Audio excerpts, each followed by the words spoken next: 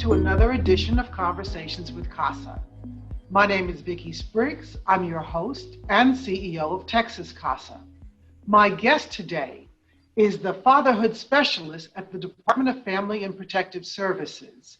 And he's been in that role for at least 12 years. And he's done a magnificent job of moving the agenda of fatherhood forward for all of us. I'd like to introduce today's guest, Mr. Kenneth Thompson.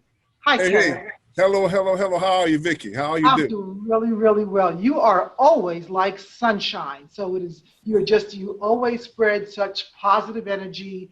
It's a positive message with positive enthusiasm. So it's wonderful. Well, you're kind. Well, then I would have to say, then when you're looking at me, then you're looking at yourself, because I would say the same about you, my friend. You are too kind. Thank you so much. Well, you have an important message for us. And we talk about fatherhood, and the culture in the Americas is really relies heavily on mothers to do the active child rearing. But there are other models, and there is a role for fathers, and there are benefits when fathers are actively involved. Can you talk about that with us, please? Yeah, I think you're how the nation has been built over the years in terms of how the family dynamics have always happened. You've always had, not always, but the mother has been the nurturer at the house, in most households. And the mother is still the center of our universe. I would say that most boys, when we get older, the person that we want to impress more than anything, that we love our daddy, but we want to impress our mamas also, right? And so what I think what we have struggled with over time is men understanding their value. And I think it's generational. It's generational. And there's a lot of reasons for that. But I was talking with you earlier about the census, and how those numbers, if you just kind of look at some of the numbers, and to be frankly, I'm a little scared of looking at the census coming up when their data comes up, right? Because when you look at just African Americans, 72% of us are born to single family households, 54% Hispanic, I think 66% or something like my Eastern Islanders.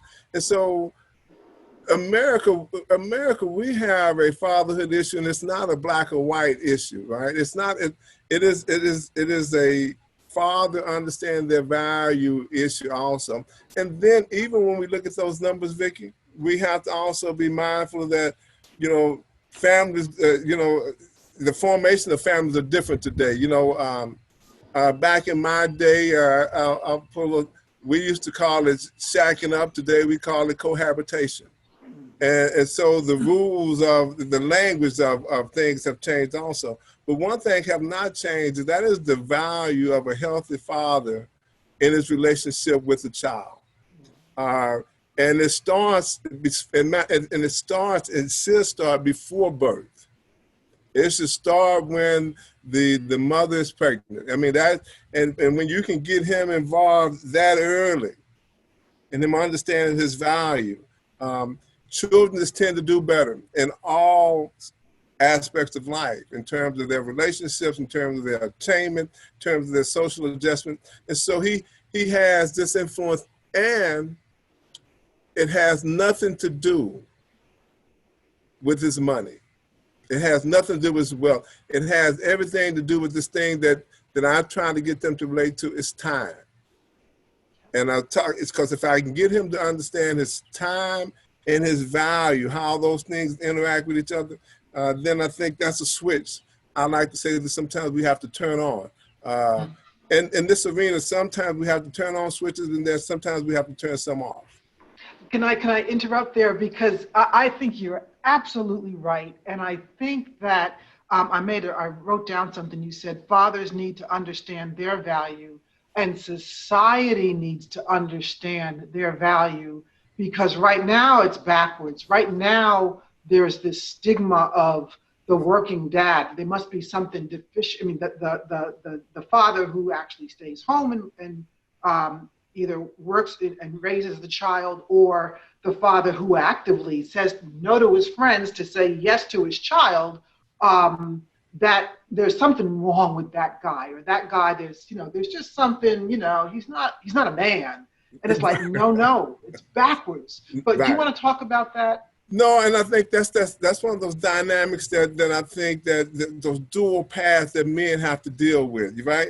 But also we start that early on in our existence. If you start thinking about early on, if I got a little boy next to me and I got a little girl next to me, and they both fall down, right? Well, one is allowed to cry, and the other one sometimes is saying, "Hey, don't cry, don't show those emotions," right? And now you get, as I get older and I get into this arena where this thing about what is a man? We have all these other outside interferences trying to define what a man is. And what a man is about nurturing and taking care of his kids. And it's not a one size fit all, right? It's not a one size fit all. And so, no, there's some dads who are better at home with their children than the mothers.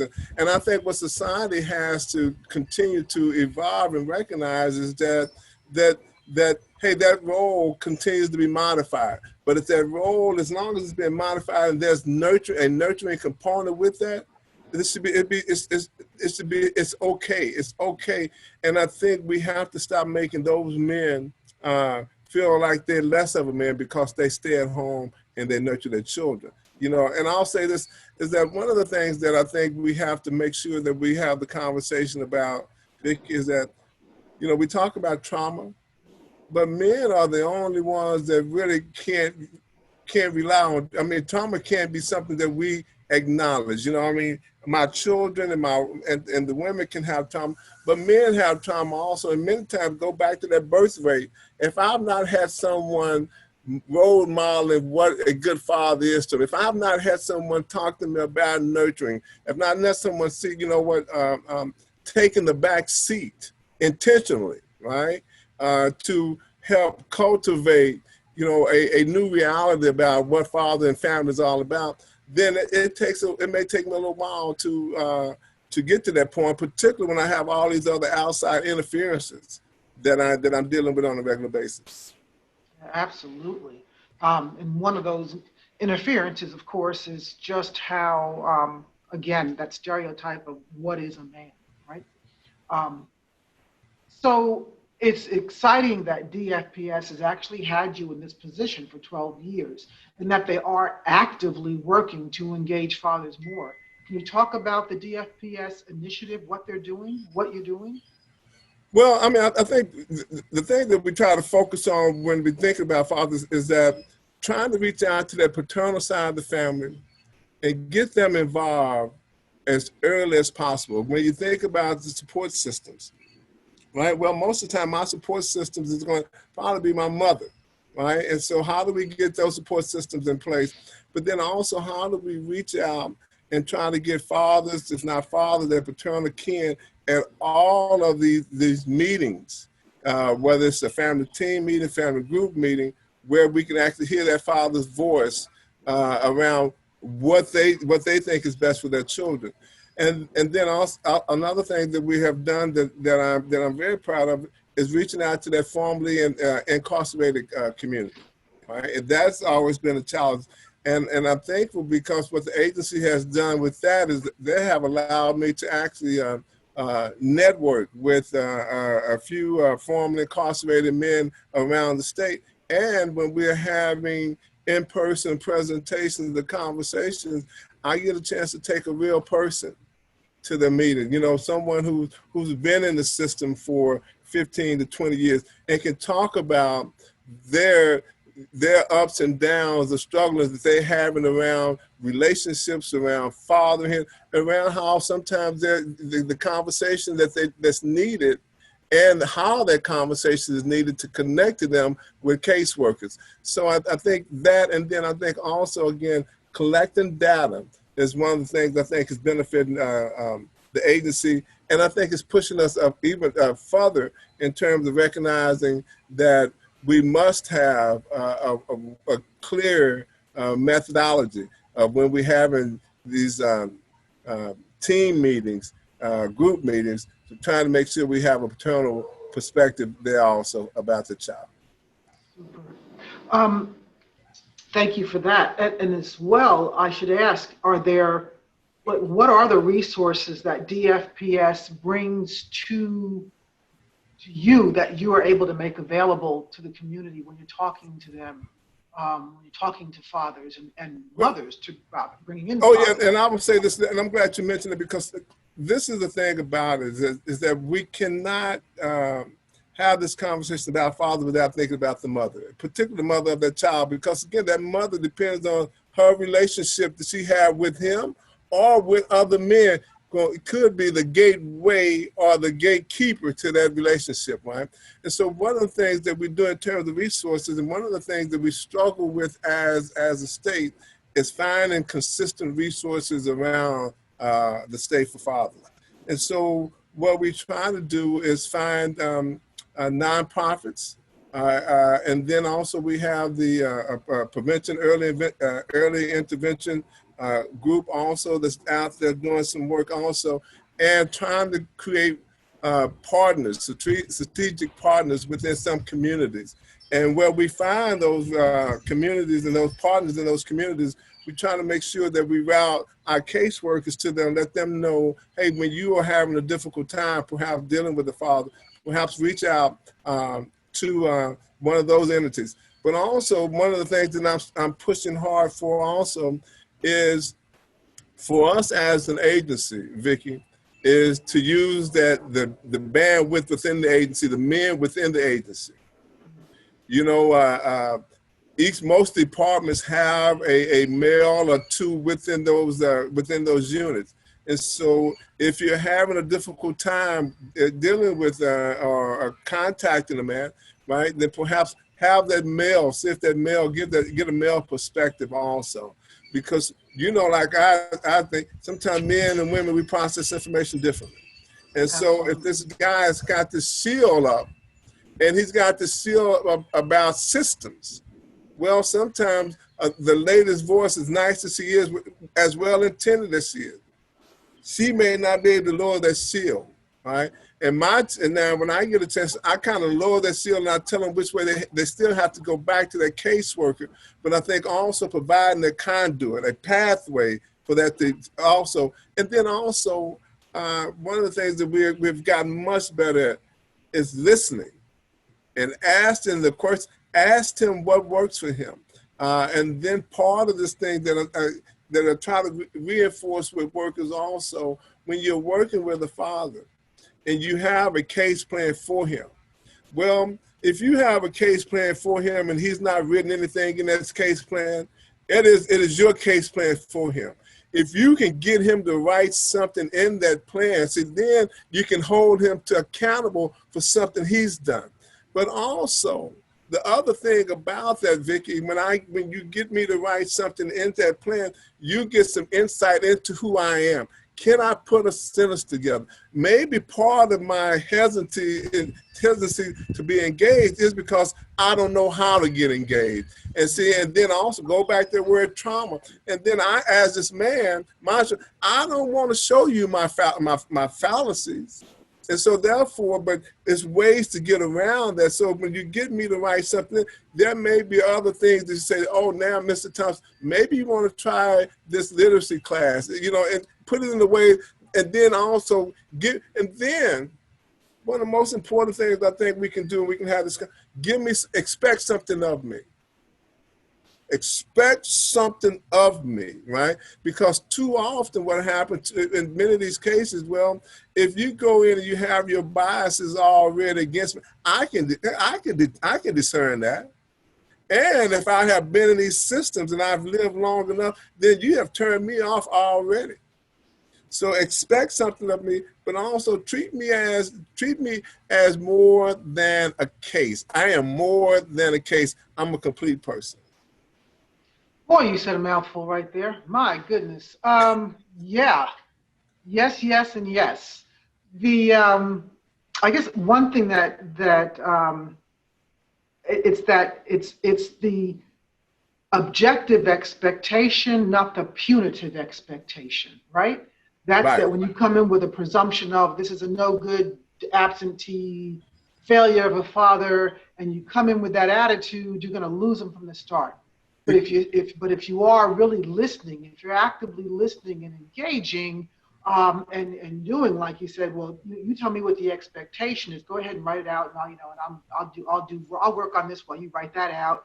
Then you look at it and you realize, oh, we have some educational issues here. There might be some other stuff going on. It really does create some positive pathways for discussion and closes, ideally, that punitive thought process that someone might be engaging that father with. The other thing I want to say that you made me think about is people think we need role models for men. Absolutely, no doubt, no lie, no reservation or hesitation in saying that.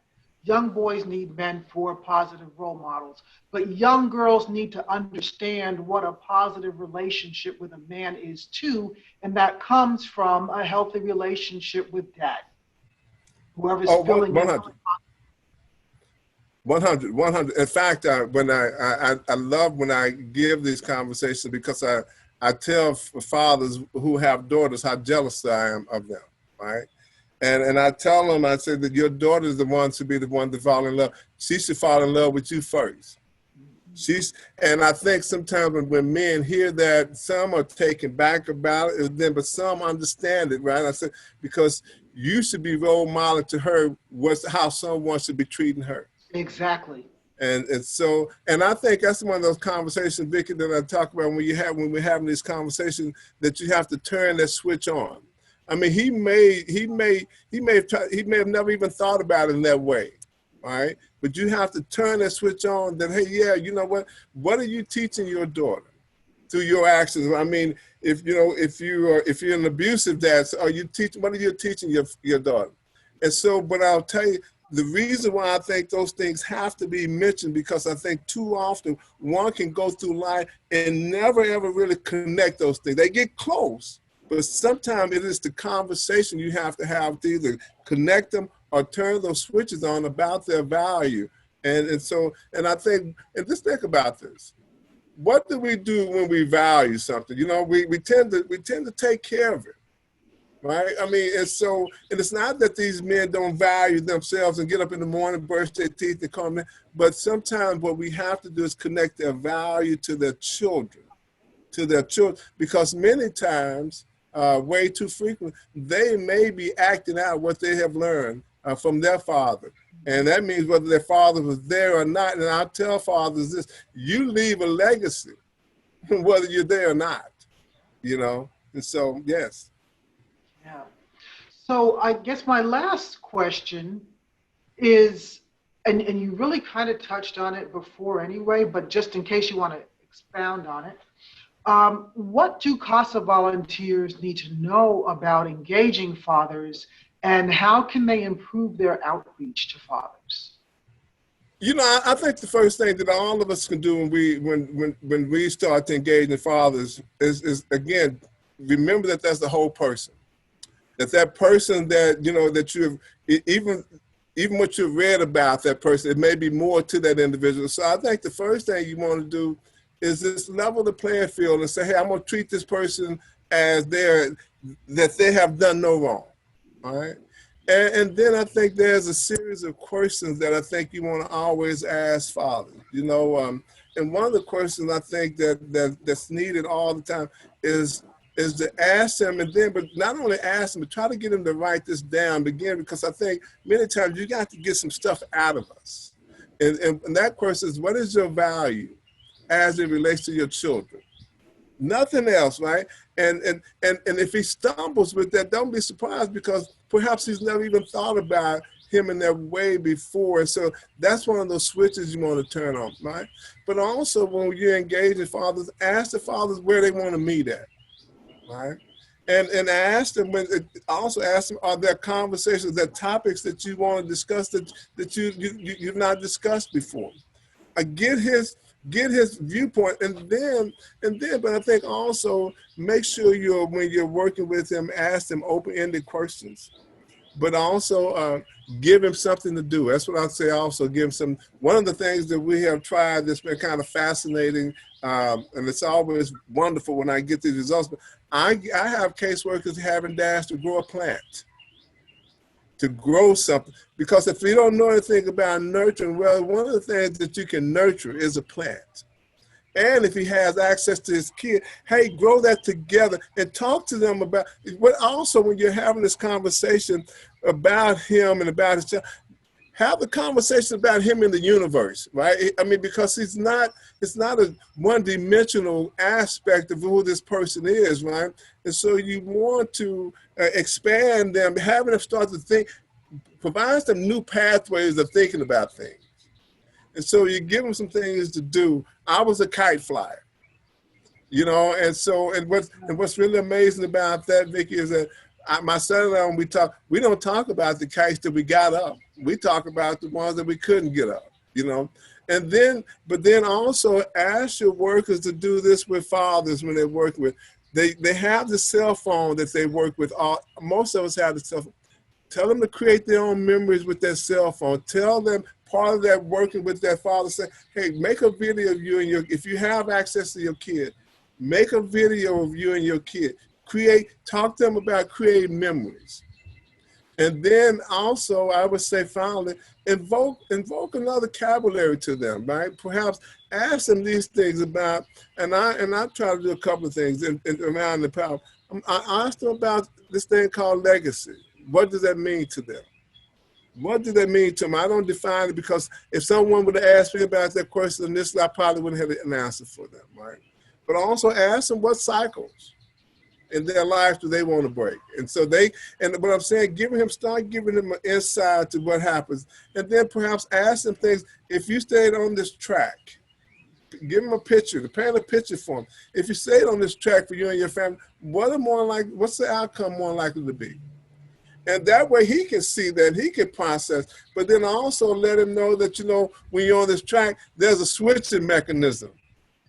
You can change tracks. And so now you're giving this level of empowerment. You can change it. You can change it. It don't have to be, you can change for you and your family. And then finally, if we can work on these things, I say is that trying to have all of them to create a family model. You know, and I say these things because I grew up without my father. Now I knew my father. My father, The Temptations wrote a song about my father. Papa was a Rolling Stone, whatever he laid his hat with. But even with not having that relationship, Vicki, you know what? There were still things about him that I wanted, because also he's a part of me. And I think what I want all of us to understand is that doesn't go away because we get older, you know. And so having those connections, that's one of the reasons why we want to connect with Father, to have that connection. But think about having him create a family model, right? Because what we all have is this thing called a hole in our soul when we don't have our fathers, right? And I didn't recognize, and I was fortunate, because I tell folks, I grew up in a neighborhood where we had surrogate men that wasn't afraid to put their hands on. Now the world has changed a whole lot, all right? But we had surrogate men. But this family model, and then have him sit down with his kids and ask to him, and it doesn't have to be a one of intensity, but it's one that also reaffirms his legacy and reaffirms his family, his value to his family. And so we created one. Perhaps when my son was about 9 years old, and it was just simple. It just said, never surrender. ... Never surrender that you can't do what you put your mind to. Never surrender that, you know, to the thought that you're better than someone. Never surrender to the thought that someone is better than you. And then the final phase is always keep the faith. And that was having that conversation with him, was like, always keep the faith. If you do right, eventually right will do you. But now part of that conversation, now just because you do right don't mean the world's going to treat you okay. But if you continue to do right, more than likely there's going to be some upsides going to work out for you. And I'll tell you, this happened when he was 9. At 21, he sent me, when he was at college playing baseball, he sent me a baseball bat home for Christmas. And then it had inscribed in it, never surrender and always keep the faith. And so I knew then that the legacy was here, right? I knew that we broke some cycles, right? I now knew what the power of vesting time is. And what I'm saying is the fathers that we work with is no different than I. But I think, again, when we enter their life, we can provide some pathways to them understanding this thing we've been talking about, understanding their value. Understand their value, because also make sure they understand their value, because also time, eventually, our kids will grow up with you or without you. Exactly. Exactly. You know, powerful words, powerful words. The role of the parent is powerful. Yes. The role of the mother is powerful. The role of the father is powerful. And if one happens to be absent from the equation is disrupted. And that's really Absolutely. what you're saying. And even if society in general says, well, he's gone, keep going, it's like, no, there's a purpose. There's a purpose. There is a balance in the roles that people bring into raising a child. And if the community isn't there stepping up and stepping in, like you said, back in the day when communities were surrogate parents, Yes. you stepped on the street, if you acted wrong, not only would the neighbor get you, but they'd tell Right. your parent, whoever that was, when they got home, and you got it again. But those days aren't here. And so when one is left alone, one is left alone. And that balance is not restored, so to speak. So again, your words are just very powerful. Before I close out, I'd like to ask if you have any last words you'd like to leave with our CASA volunteers who are watching this. You know, I would tell you to the CASA volunteers, first I would say thank you for that commitment, for that sincere commitment. And understand that you have a value, that you are needed. And you're needed to provide a pathway to families becoming healthy. You know, families know when they're struggling. I mean, that's why they're in our system. They know when they're struggling. What our jobs is not so much to remind them of the struggle, but remind them of a pathway to get out. And some of those things is through action. Again, give them something to do. Give them something to do that they can afford to do when you are not there. Right? Give them something to do that they can afford to do when you're not there, right? And then when you give them something to do, check in with them and ask them how it feels every once in a while. The worst thing we can do is ask someone to do something and they go and do it and no one ever checks in and asks them, how did that make you feel? Yeah. So I say to the CASA volunteers, thank you, and give me something to do, and then expect something of me. Expect something of me. Super. Thank you. You're and welcome. I trust we're going to have your contact information. If CASA volunteers from across the state want to reach out and ask you questions, we're okay to put that on the screen. Anytime, I tell you what, anytime you need me, you have me. In fact, I think I'm doing something with the Golden Triangle. I think with the Golden Crescent, yeah. So, So yes, hey, we're all on the same team. And that team is trying to make families stronger.